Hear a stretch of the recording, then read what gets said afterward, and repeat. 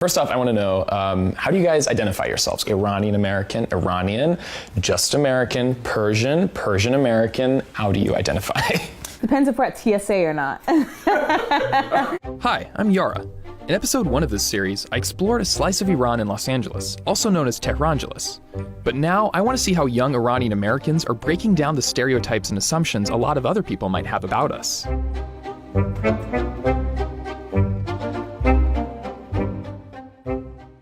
There's a certain stereotype about Iranian-Americans, especially those in Los Angeles. White BMW! That they're rich, shallow, and made for reality TV. But I personally don't relate to those depictions at all. I'm definitely not flashy. I mean, I wear the same pair of black pants every single day. But I do change my socks. And many young Iranian-Americans don't relate to these stereotypes either. Like Alex Shemps, who grew up in LA. He showed me a side of the Iranian-American community here that you don't see on TV. And surprise, he doesn't have any gold chains or drive a white BMW. We are in downtown Los Angeles in the jewelry district. Okay. So there are lots of gold shops everywhere around us, jewelry shops of all kinds, with a lot of Iranians working around here. Alex showed me how Tehrangeles extends far beyond its symbolic center in Westwood and into downtown LA's jewelry and garment districts. Many Iranian merchants here in the Valley and many other places, they end up learning Spanish because most of their clients, for example, are Spanish speaking. I just want to hear kind of like a mixture of both, like, Dígame, chera nayumadi diruz? I found 2 Iranians who speak Spanish. Poquito. Oh, ¿cuántos años está trabajando aquí? 15. 15 años. Ah, mashallah. What do people misunderstand about the Iranian community in LA? I think there's a certain image that many people outside of Los Angeles have of Iranians, particularly because of shows like Shahs of Sunset, which show this kind of really particular Westwood, rich, Beverly Hills, LA Iranian, that I think is definitely a part of the community. It's definitely a part of what's happening, but it's so much more diverse than that. Both in terms of the neighborhoods that Iranians live in across the city and the kinds of jobs they're doing, the kind of lifestyles they have socioeconomically. Alex is right. There are wealthy and working class Iranians, secular and religious Iranians, Muslim, Christian, Jewish, Zoroastrian, and Baha'i Iranians. Just about every kind of Iranian you can think of lives in LA, including some incredible artists and musicians.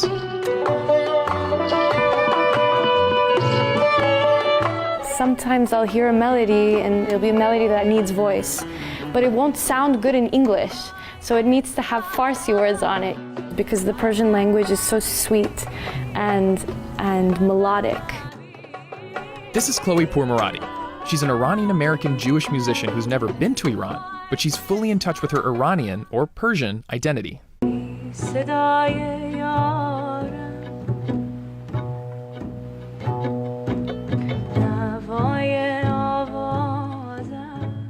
I feel so blessed to have been brought up here because I think this is the closest place outside of Iran that you can get to Iran. If you want to really immerse yourself in Persian culture, you can do that very easily in Los Angeles. People call me American, but it's still something in my heart that doesn't resonate so much. I feel in my heart the Persian is first. Does your Jewish faith incorporate itself into your music? Spiritually, it does. I sometimes use text from the Torah, very beautiful, very poetic texts, much like you would find in poetry of Rumi or Hafez or something like this.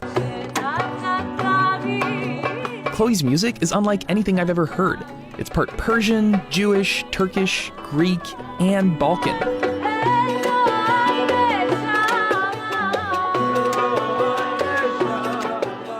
I remember I had a composition professor.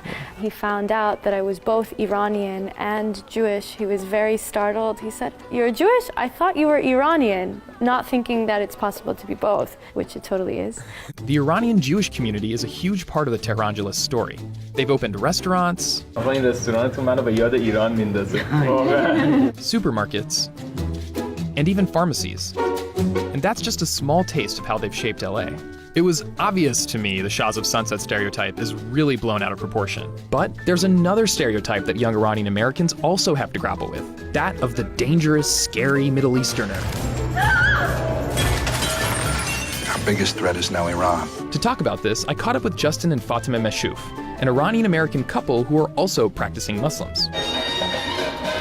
Oh yeah, by the way, so Justin breakdances. Justin is half Iranian, and in 2007, he traveled to Iran to make a documentary about breakdancing. It was his way of trying to bridge the gap between Iran and the United States. Coming back to the US, I was interrogated at Homeland Security, and all of the footage that I had shot in Iran was confiscated from me. And I had to do multiple extensive interviews with the FBI in order to regain the footage. It was a huge kind of blow, I think, to my own sense of feeling being an American, because it was all of a sudden, I was like, what the hell are you doing? You're treating me like a terrorist. خیلی ناراحت شدم. Iranian-Americans and other Middle Easterners are marked as white by the US government. But a lot of us don't agree with being labeled that way. Many, like Justin, have grown up with constant reminders that they are not white, especially after 9/11 and the War on Terror.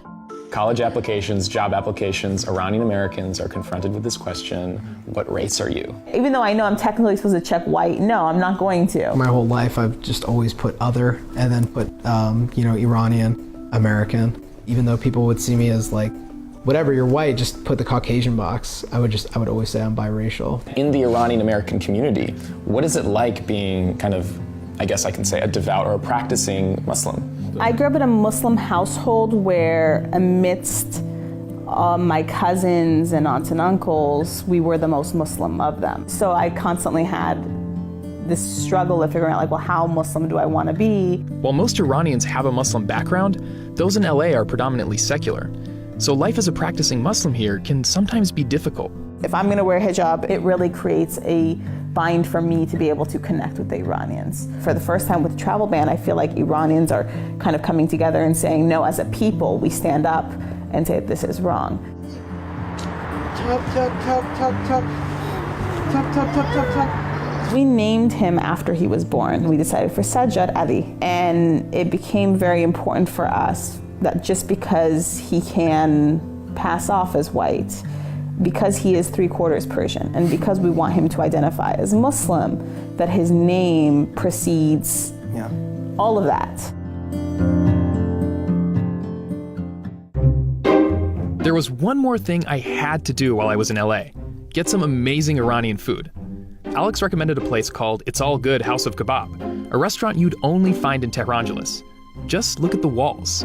This is the only place in America I've seen serve Esfahani biryani. It's kind of like a really flavorful Iranian lamb burger with lots of herbs and spices.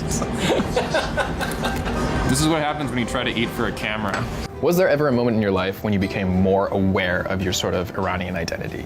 When the US invaded Iraq, I was at a school where there were actually no Iranians. People would call me Saddam Hussein, Osama bin Laden in the halls. Oh my God. The difference between an Iraqi, an Afghan, an Iranian, or anything else didn't really matter. There was a kind of hatred towards Muslims, towards people who look Muslim. I very much wanted to blend in. I didn't want to look different. I mean, obviously I had these eyebrows and these facial features, and interestingly enough, the mustache just came out very quickly, I should say. Hair developing quickly is a big theme with Iranians, I think. It's the moment when you realize there's something different about you. That's when your whiteness suddenly falls apart.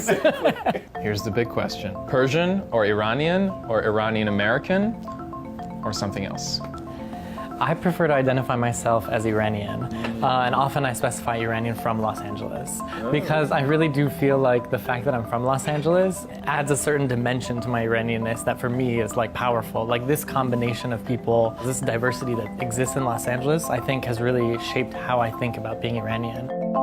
Talking to young Iranian-Americans in LA, I've realized something. Despite all the stereotypes and discrimination, a lot of us are actually embracing our Iranianness.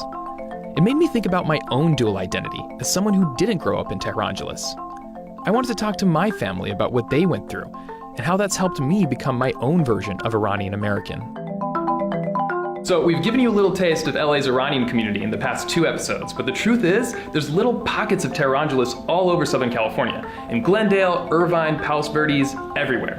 In the next episode, though, we're heading back to Northern California to interview my own parents. Don't forget to follow us for more stories from Untold America.